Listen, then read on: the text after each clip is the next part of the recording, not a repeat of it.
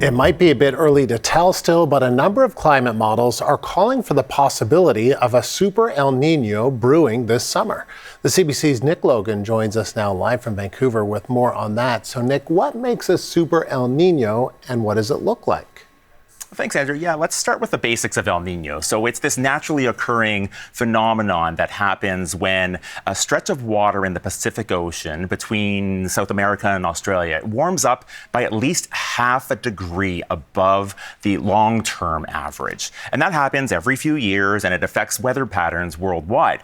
This year, there's climate models suggesting that it could heat up by at least 2 degrees Celsius, maybe even higher. So that's what will make it a super El Niño. And so climate scientists were already concerned about an El Niño forming this year, and now they're watching to see whether this super El Niño could further supercharge extreme weather.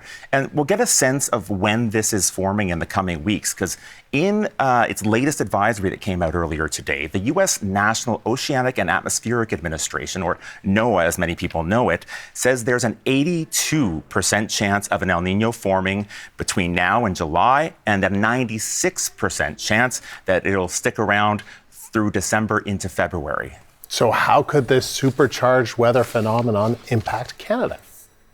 Well, because of when it's forming and when it will peak, it's likely going to mean that we won't experience the effects of it until winter, like November, December, and through the winter months. And we're likely experience a warmer winter in many parts of Canada, because that's what happened in 2023, 2024, the last time we had an El Niño.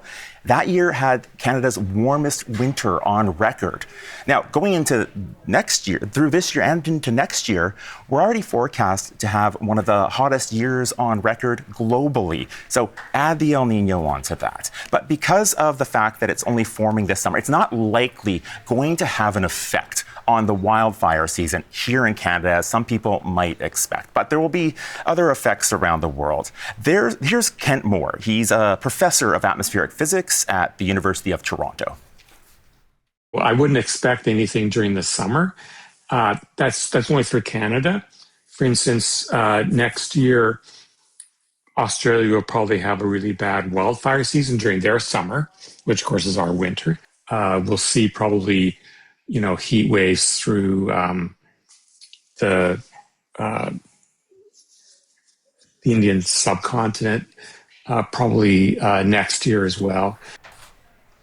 Now, elsewhere, it could cause significant rainstorms in some parts of the world, drought in others. But what scientists say it's not El Niño or even a super El Niño that poses the biggest threat. They say it's not something to freak out about, despite all the headlines you're hearing.